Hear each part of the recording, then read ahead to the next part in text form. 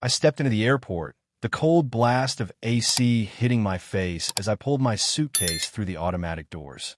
The hum of conversations, the beeping of security scanners, and the occasional crackling voice over the intercom announcing flights filled the air. It was just another normal day of travel. Or at least, that's what I thought. The check-in line moved fast. Too fast. Before I had time to check my phone, I was already handing my passport to the airline attendant. She barely glanced at it before slapping a boarding pass on the counter. "Enjoy your flight, Mr. Vance," she said, her voice flat, her eyes already moving to the next passenger.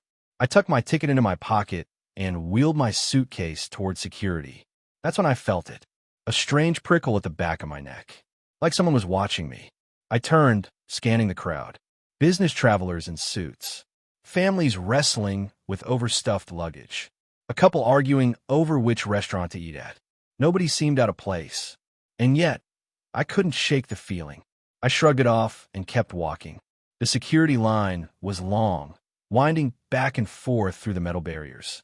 I exhaled through my nose and prepared for the usual routine. Shoes off, belt off, laptop in a bin. A few people ahead of me, a man in a gray suit fumbled with his briefcase, nearly dropping it as he stepped forward. He turned, eyes darting around like he was looking for someone. Then, for the briefest second, our eyes met. A weird look crossed his face. Recognition? Surprise? Then, just as quickly, he looked away. I probably would have forgotten about it if it weren't for what happened next. When I finally reached the conveyor belt, I placed my bag in a plastic tray and pushed it toward the scanner. The TSA agent, a tall, broad-shouldered man with a name tag that read Harris, waved me forward. "Step through," he said, nodding toward the body scanner. I raised my arms and stepped in, waiting for the machine to do its thing. A second later, it beeped, and I stepped out. Harris gave me a quick glance before turning back to the conveyor belt. I expected to grab my bag and go. Instead, the moment it came out of the X-ray machine, another agent, Rodriguez, snatched it off the belt. I frowned. Something wrong? Rodriguez didn't answer. He turned to Harris, whispered something, and then both of them looked at me. My stomach tightened. Harris stepped forward, arms crossed. "Sir, I need you to step aside." The airport suddenly felt too loud, the voices, the beeping, the intercom announcements all blending into a dull roar. I forced a breath and nodded. Rodriguez unzipped my suitcase, his movements careful, deliberate. He sifted through my clothes, my laptop charger, my toiletry bag. Then he paused. His hand dipped inside and came out holding something I had never seen before. A small, black case. It was about the size of a shoebox, smooth, unmarked. It looked expensive. My pulse pounded in my ears.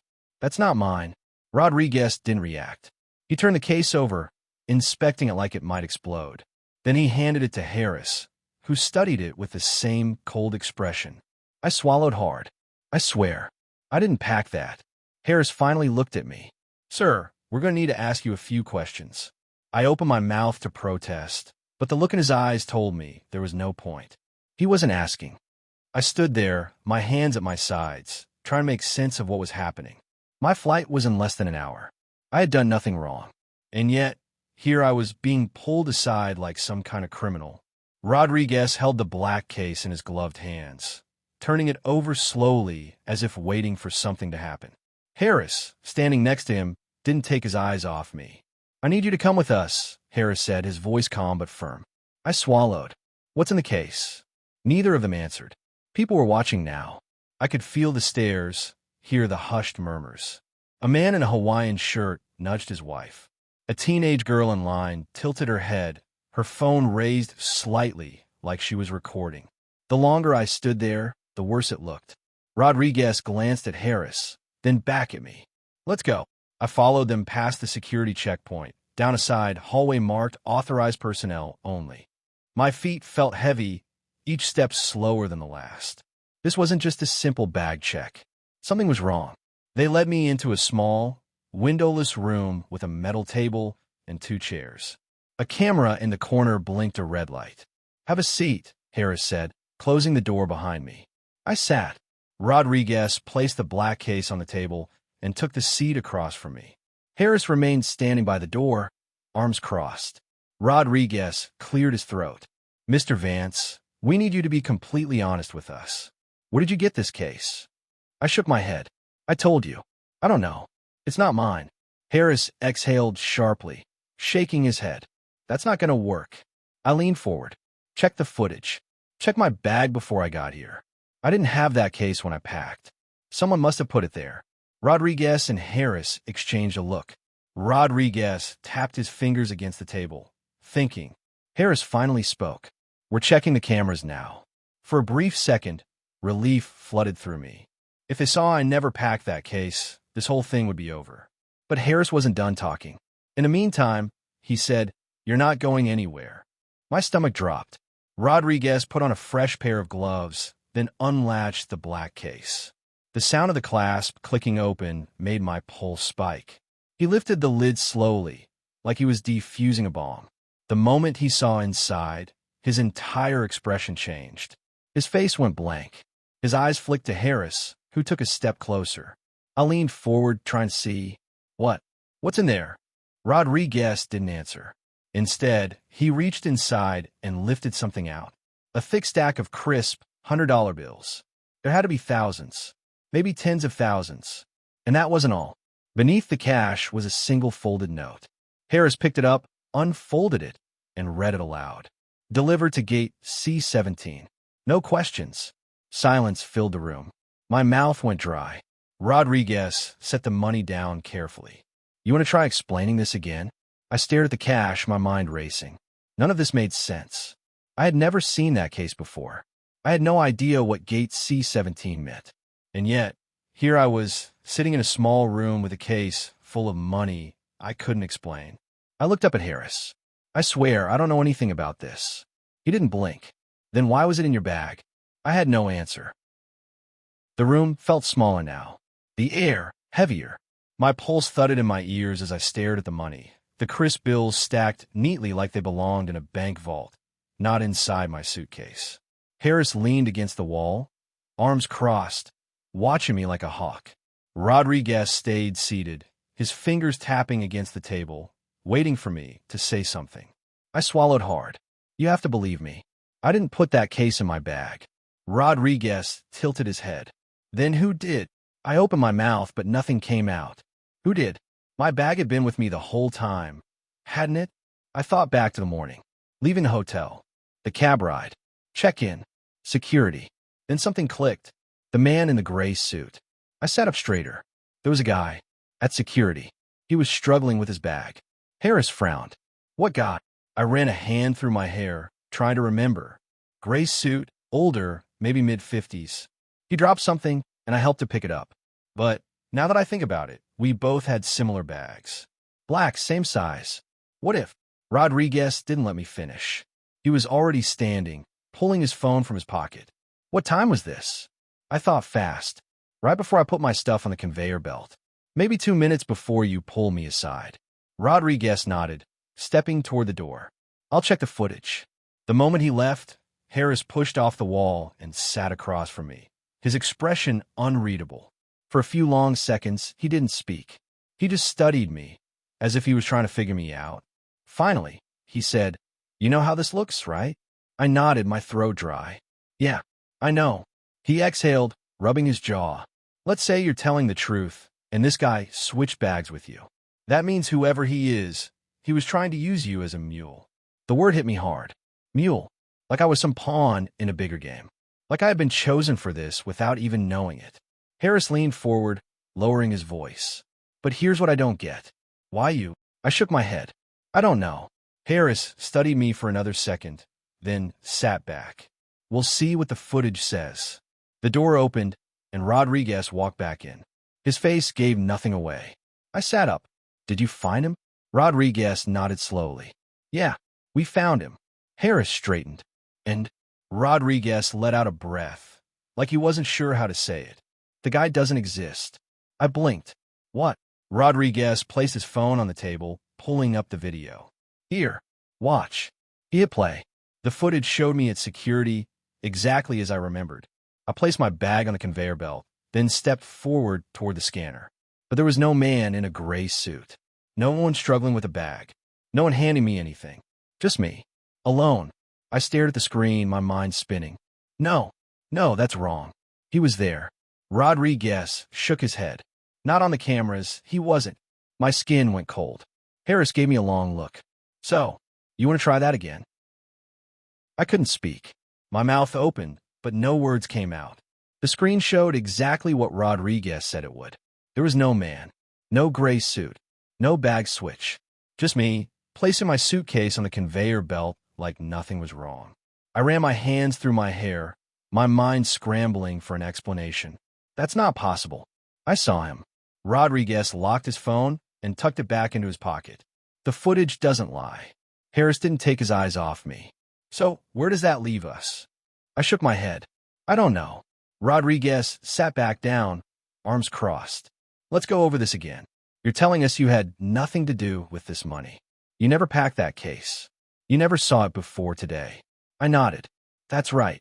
And yet, Rodriguez continued, this case full of cash somehow ended up inside your suitcase. And the only explanation you can give us is a man that doesn't appear on camera. My jaw tightened. He was there. Harris sighed, rubbing the bridge of his nose. You need to understand something, Mr. Vance. Right now, you're the only person connecting yourself to this case. We don't have a mystery man. We don't have another suspect. We have you, and a lot of money. I leaned forward, my voice desperate. Someone set me up. That's the only thing that makes sense. Harris tapped his fingers against the table, thinking. Then he glanced at Rodriguez. Run his name. Rodriguez nodded, pulling out his tablet and typing something in. I sat there, heart pounding, watching his eyes scan the screen. His expression changed. It was small, just a flicker of something across his face, but I caught it. What? I asked. What is it? Rodriguez didn't answer right away. He scrolled further, his brow furrowing. Then he looked up. There's a flag on your name. I blinked. A flag? Rodriguez turned the tablet toward Harris, who frowned as he read whatever was on screen. He let out a slow breath, shaking his head. Well, that's interesting. My stomach twisted. What does it say? Harris looked at me, his expression unreadable. Your name was flagged in an ongoing federal investigation. Everything around me blurred. I gripped the edges of my chair to keep myself steady. What investigation? Rodriguez scrolled again. Campaign finance. Suspicious transactions. Your name is linked to several large donations that are currently under review. I felt like the air had been knocked out of me. That's not possible. Rodriguez shrugged. The system says otherwise. I shook my head violently. No, I have nothing to do with that. Harris leaned back in his chair. Then explain why a case full of cash just happened to end up in your suitcase today. My pulse pounded. I could see it now the way this looked. A flagged politician. An airport. A suitcase full of money. If I had been sitting on the other side of the table, I wouldn't have believed me either. I pressed my palms against my forehead. This is a setup. Rodriguez raised an eyebrow. By who? That was the problem. I didn't know. I had no idea how deep this went, who was behind it, or what they wanted. But one thing was clear. Whoever did this wanted me to take the fall. And right now it was working. The silence in the room was thick, pressing down on me like a weight I couldn't shake off. Harris and Rodriguez were watching me, waiting, their expressions unreadable. My heartbeat pounded in my ears. I wasn't sure what scared me more, the fact that my name was flagged in an investigation I knew nothing about, or the fact that someone had gone through a lot of trouble to make sure I looked guilty. Rodriguez drummed his fingers on the table. Let's say, for a second, that you're being set up, that someone planted this case in your suitcase, and that you had no idea. Why? Why you? I shook my head. I don't know. Harris raised an eyebrow. No enemies? No bad business deals? No one you might have upset?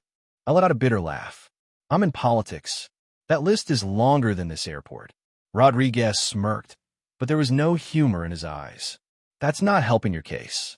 I exhaled, trying to think. I don't know who would do this. I don't know how my name got mixed up in this investigation. But I do know I had nothing to do with that money.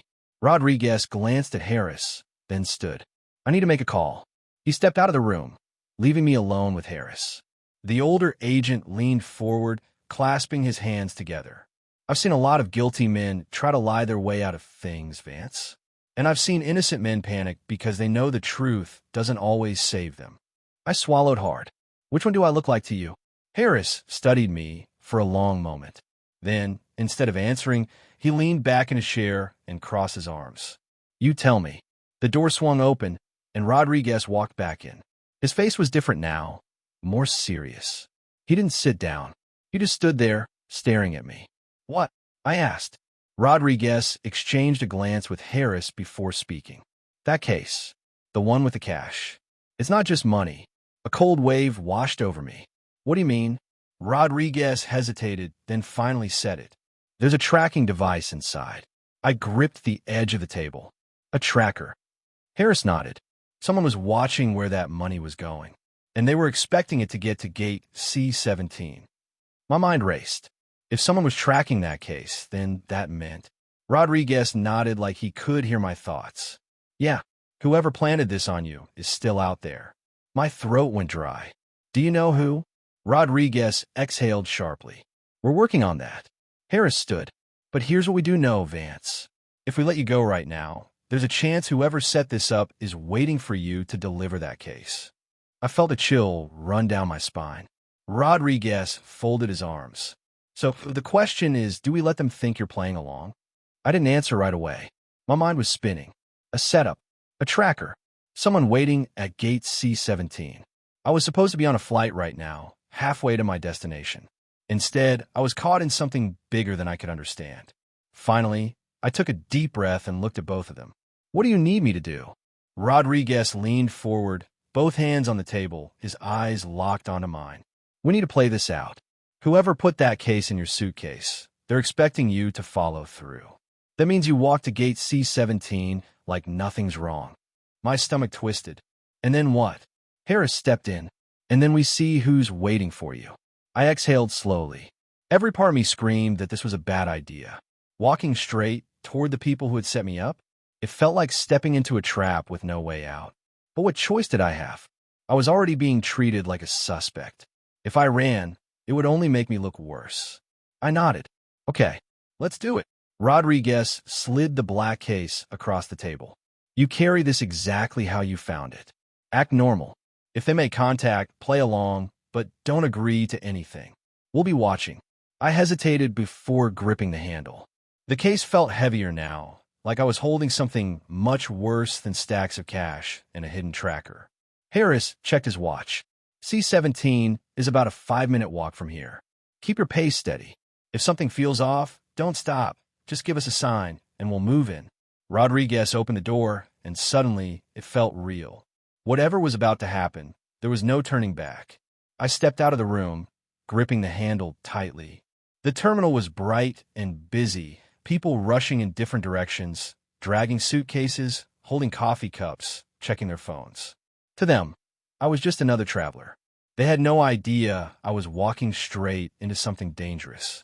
My heart pounded as I passed by the food court, my eyes scanning for anything out of place. I tried to keep my breathing steady, tried to move like I wasn't being watched. But I knew I was. Harris and Rodriguez were somewhere nearby, keeping their distance. And whoever had planted this case, they were watching too. Gate C-17 came into view. A handful of passengers were scattered near the boarding area. A woman in a blue blazer typing on her laptop.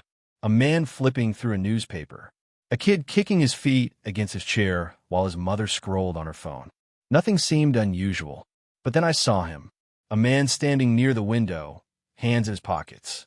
Tall, dark jacket, sunglasses even indoors.